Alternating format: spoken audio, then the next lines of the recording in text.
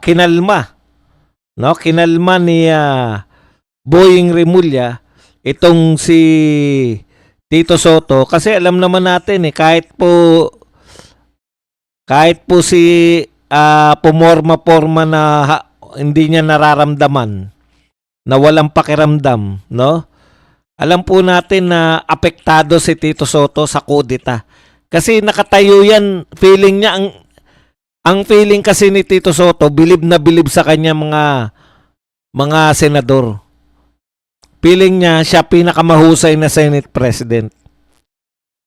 No, kasi iba talaga yung feeling ng mga may mga katulad ni Tito Soto. Okay, ito po yung balita na yan, no?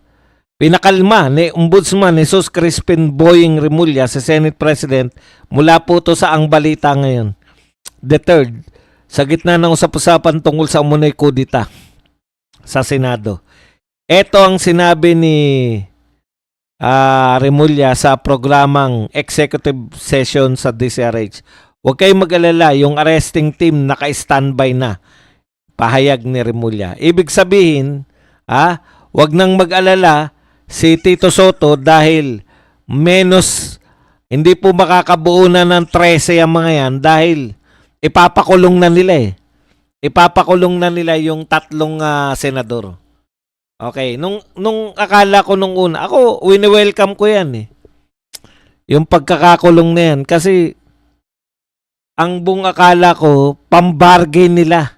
Hindi nila ipapakulong si Jinggoy, si Joel Villanueva, tsaka si Chis Escudero para hikayatin nilang pumirma sa pagpapatanggal kay BP Sara bilang Vice President ng Pilipinas pag napunta na sa impeachment trial. Okay. So, sa madaling salita, kung makukulong tong 3, mawawala na yung option nila na pwedeng bumaliktad to. Kasi alangan naman babaliktad pa yan, pinakulong nyo na nga. Okay. Kinakailangan rin nating ipaliwanag to. So, yun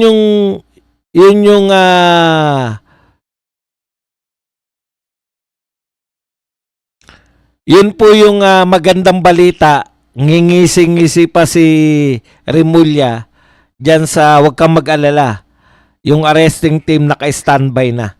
Pinagpapalagay po natin yan na huwag mag-alala si Tito Soto sa kudeta dahil pag na-aresto yung 3, hindi na pwedeng mag-kudeta dahil hindi makakabuo ng 13. Pero sa akin, welcome po yan. Dahil nga, kung sila po ay kinasuhan ninyo, tinuluyan ninyo, hindi po babaliktad yan para pumabor sa impeachment ni BP Sara dahil putya, ginalit nyo na nga Okay. Siyempre, paglalaban nila yung kaso nila, wala naman tayong pakialam dyan. Hindi naman natin alam kung sila talaga ay magnanakaw o hindi. Kaya naman nila yan dahil mapepera naman yan. Ang point ko lang, pabor sa atin yan dahil imposibleng bumaliktad pa yung mga yan para lang dito sa impeachment. Okay. Ayon naman po kay Montulfo, may magkaiba kami ng pananaw ni Montulfo dyan Sabi naman ni Montulfo, eto po ang sinabi niya.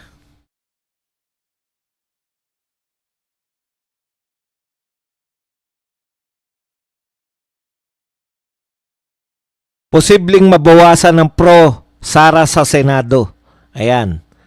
So, kapag naaresto sina Joel Villanueva, Jinggoy Estrada at Chis Escudero dahil sa flood control scam, mababawasan ng Senado ng senator judges na pro-Sara.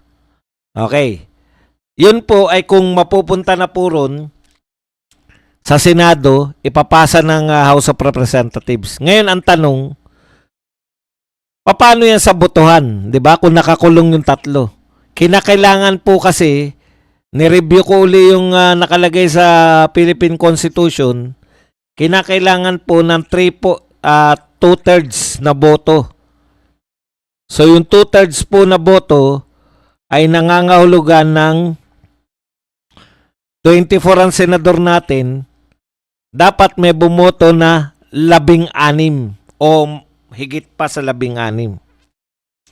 So pag hindi po, so ano pong koneksyon nun?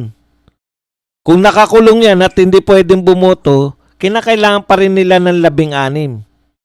O, di ba? So far, 10 ngayon ang minority, 15 ang majority. So kulang sila ng isa. Ang iniisip ko nun, kinukumbinsin nila tong 3 na bumaliktad para ma-impeach si BP Sara. Tapos wala silang kaso. Problema, gusto nyong pakasuhan eh. Gusto nyong maligtas si Tito Soto eh. Mula sa pagkakatanggal eh, di ba? Matatanggal na siya pagka may nakabuo ng 13. Ang bilis lang naman bumaliktad ng mga tao sa Senado. Okay pa rin tayo dyan. Mabawasan man tayo dahil nakakulong na nga, hindi pa rin naman sila natatanggal bilang senador eh. Kulang pa rin sila.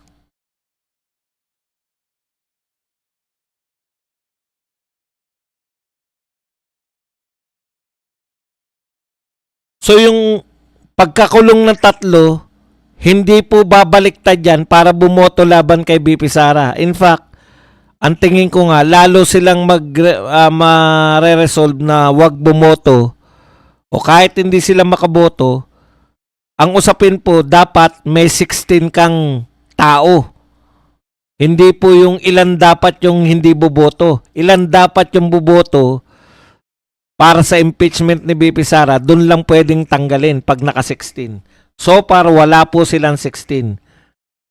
Sa ginagawa nila sa mga bilyar, ang tingin ko kasi mga bargaining chip nila yan eh. Sa mga bilyar, at saka, siyempre mag-iisip yung mga bilyar, no? Wala kaming kasiguruduhan dito. Nag-majority na nga kami. Inuusig pa rin kami. Balik na lang kami sa papanalunin na lang namin yung mga minority.